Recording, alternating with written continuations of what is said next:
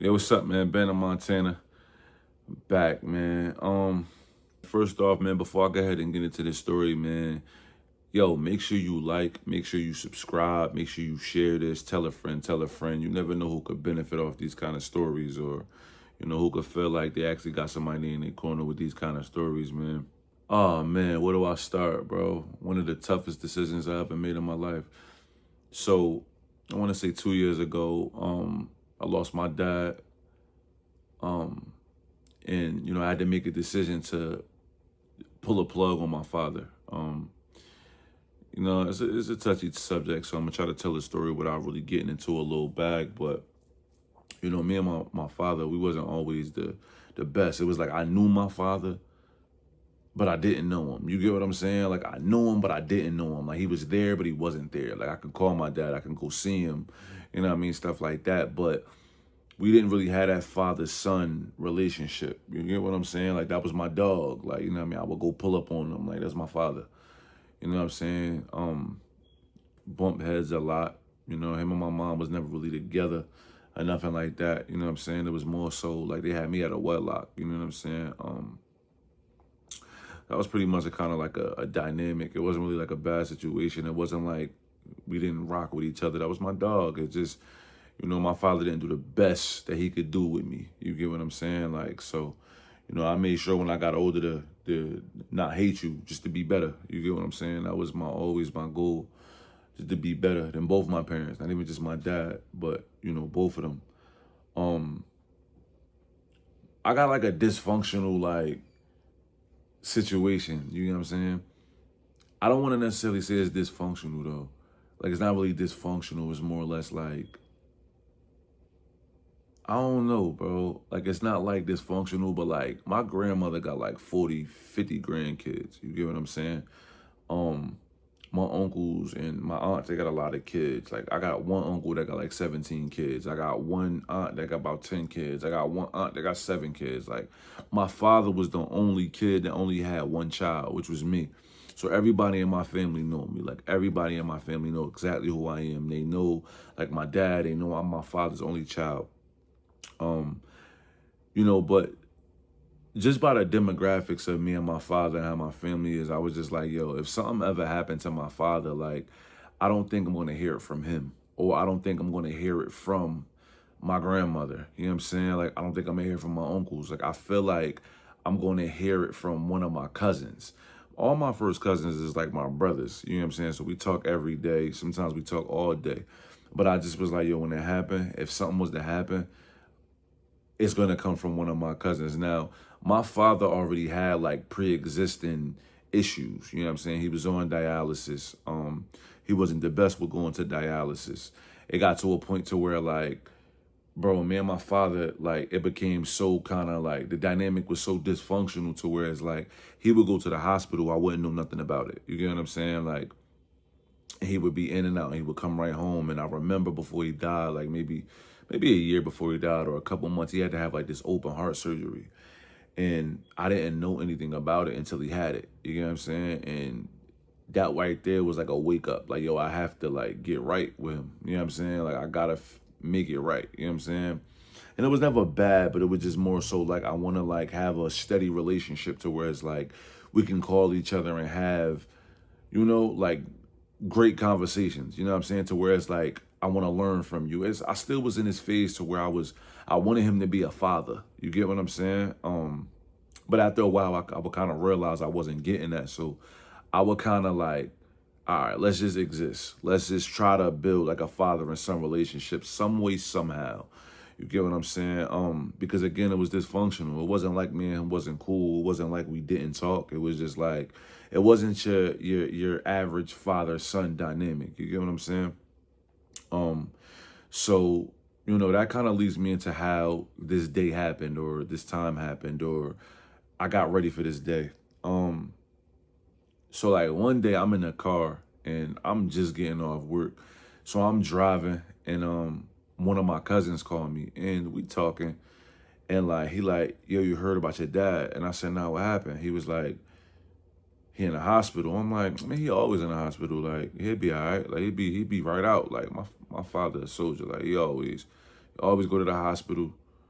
You know what I'm saying? I call him while he in the hospital. We'll laugh, we'll joke. I see when you get out the hospital. Or I just won't know you was in the hospital until you get out and you call me.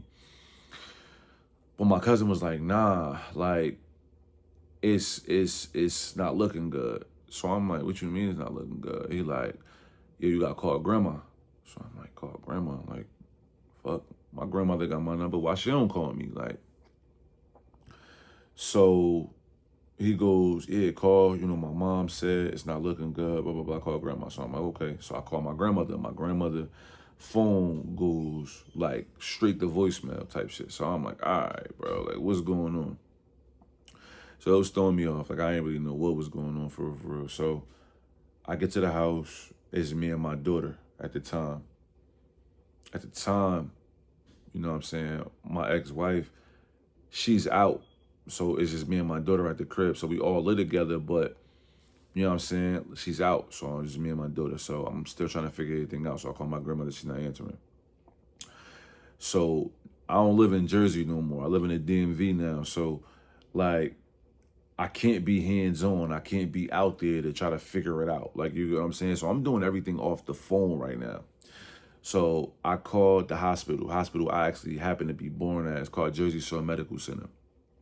So remember, I'm trying to call everybody. Like, my grandma, nobody answering. So I call the hospital. I'm like, yo, look, like, they just said my father is in there. You know what I mean? They said it's not looking good. I need to talk to a doctor. I'm out of town. This is what's going on. Like, what's going on? Like, you get what I'm saying? Like, what's up?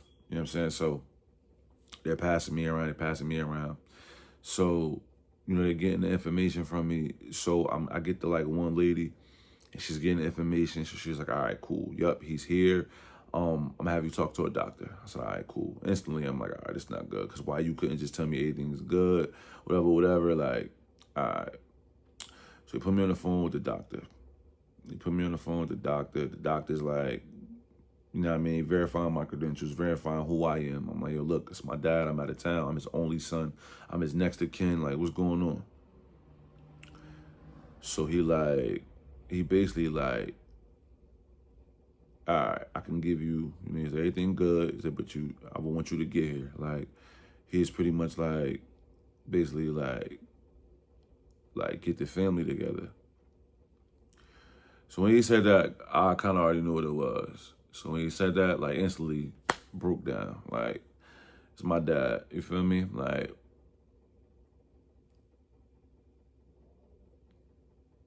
it get a little crazy. Hold on. It get a little crazy. So I instantly broke down. Mind you, my daughter in the other room. You know what I'm saying? So, you know what I'm saying? My daughter's mom is not there at the time. So it's just me and my daughter. Like, I couldn't let my daughter see me like that. So I'm in the bathroom in the dark, just crying. You know what I mean? The doctor, like, yo, get everybody together. Like, he's okay right now, but definitely gonna want to get here because there's some decisions to be made. So instantly, I just know what that was. I know what that was about. You know what I'm saying? So I'm like, all right. So I just started bawling. I couldn't call nobody. Like, I'm like hyperventilating, crying. Like, because, not only is like, I'm like, damn, this is it. You know what I'm saying? I'm thinking like, think about everything, bro. Like, I'm thinking about what kind of relationship we could have had, like what we could have built. And, all that was in my mind. So, mind you, it was happening exactly how I expected it to happen, right? So boom, I'm like, I call my daughter mom. I'm like, yo, look, I gotta shoot the jersey. This was going on. She's like, oh nah, like I gotta get back there. Like, you want me to come with you? I'm like, nah, I gotta get there by myself because I didn't want my daughter around that. You get what I'm saying? I didn't want my daughter around it. She only had met my father twice, so I'm just like, I don't want that to kind of be like one of her sole memories of him. So I'm like, nah, I can't have that. So I shoot the jersey, go to the hospital, get to the hospital. My grandmother, my uncle's in there. I see my dad. Like, now, mind you, I think I probably see my dad like a couple weeks prior. But he looks so different. You know what I'm saying? And I'm like, I just saw you. Because his girlfriend had just passed away a little while before that. So we went to the funeral. And he just was different, bro. He was different. And I'm just looking at him and instantly I start crying again because I'm like, bro, this is not him. And, that night it was just more so, we just talking. My stepbrother pulled up. He sat there with me. I stayed there that night with my father, bro. Like that first night I stayed there with him. My mom's was there with me. Everybody left though, but like I spent the night. You know what I'm saying? Like I spent the night because I had to like sit there with him. I had to. Like I stayed throughout the whole time. Like, next day come, you know what I mean? Doctors is telling me, yo, this is what's going on. He had a stroke. You know what I'm saying? He damn near died, came back to life pretty much. But when he came back to life, it was like everything was shot. His brain was shot. Everything was over. You know what I'm saying? His brain was fried. He was a vegetable pretty much. You know what I'm saying? So he on a life support. He just sitting there.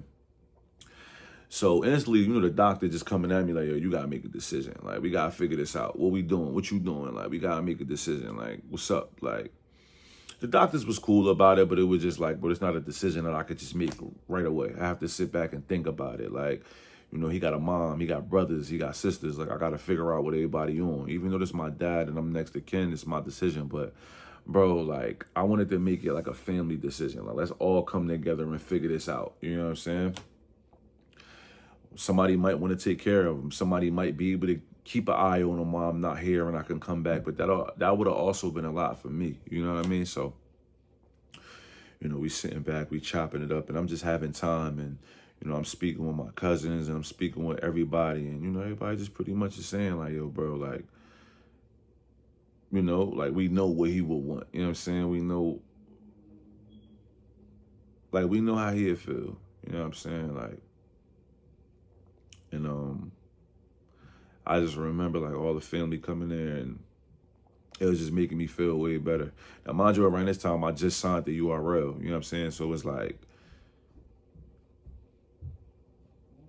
I ain't even thinking about battle rap, bro. Like, I'm just not, like, you know what I'm saying? Like, I'm not thinking about battle rap at all. So we in there probably like 3 days, right? I get to the third day and, you know, the doctor has been coming in and out the room and he's like, yo, you know what I'm saying? Like, what you want to do?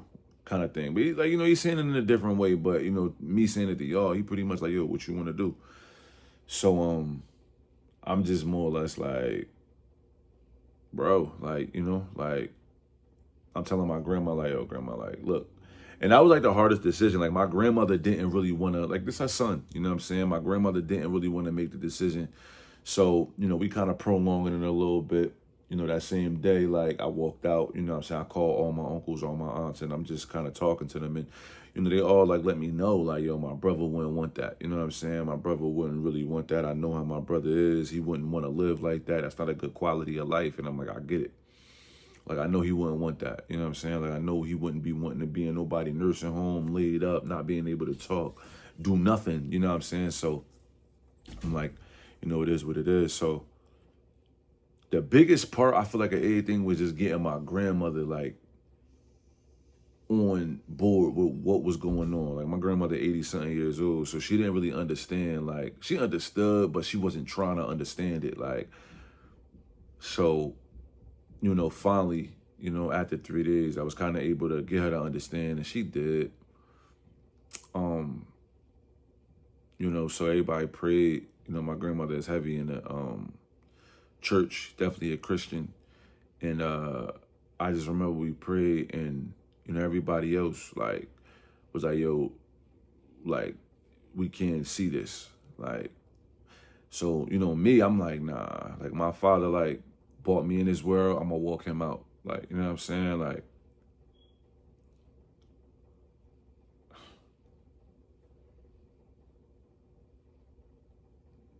that's how it was. Like, you know. And I sat there, like, me and my mom's, like, I never forget, me and my mom sat there and that was tough, bro. Like, that was like one of the toughest decisions I ever made in my life, man. Like, it was like my whole life I would sit back and I would think, like, what this nigga taught me, right?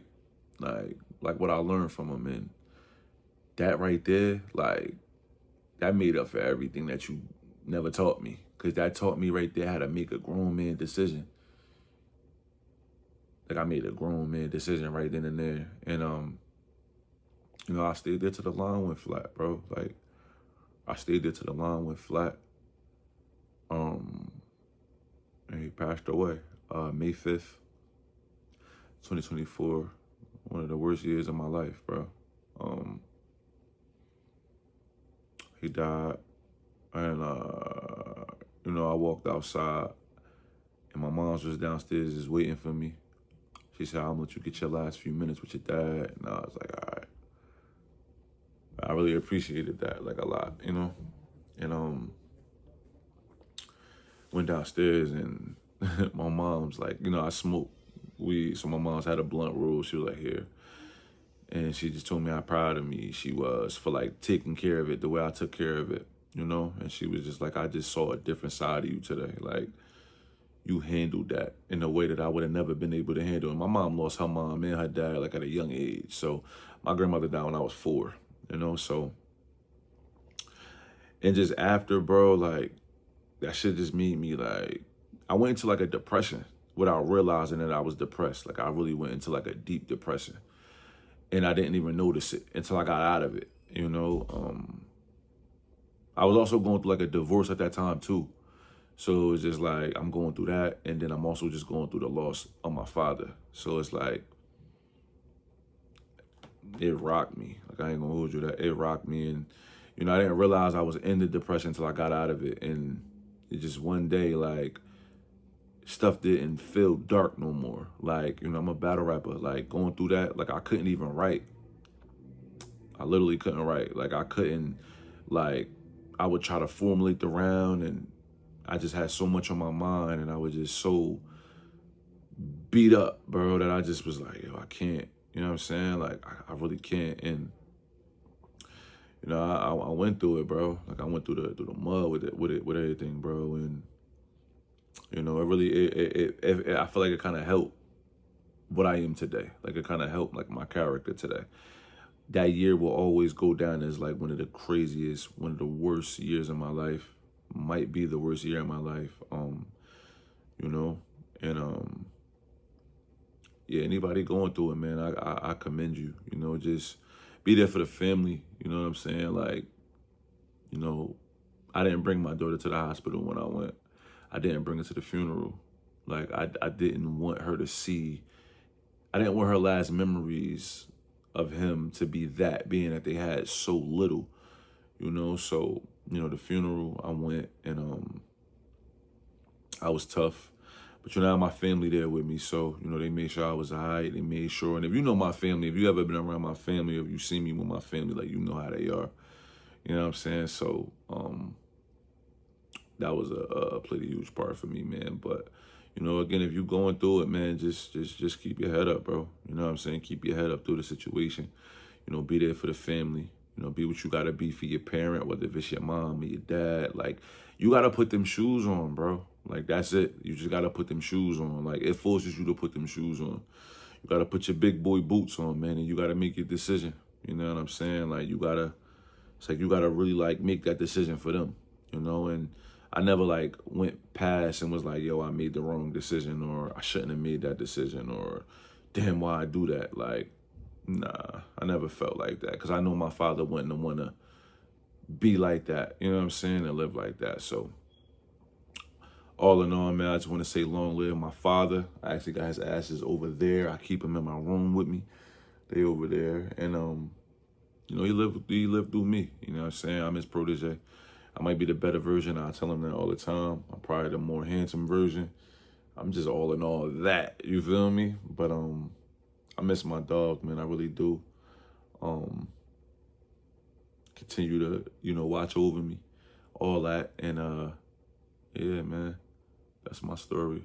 Think about you all the time, and I've been going through it. I never understood, never had a nigga clueless, but now I'm numb to it. Now I'm chasing this paper, I thumb through it. I'm letting you know how your son doing. Think about you all the time, and I've been going through it. I never understood, you had a nigga clueless, but now I'm numb to it. Now I'm chasing that paper, I thumb through it. I'm letting you know how your son doing. I shed tears thinking how I really could or how I should be.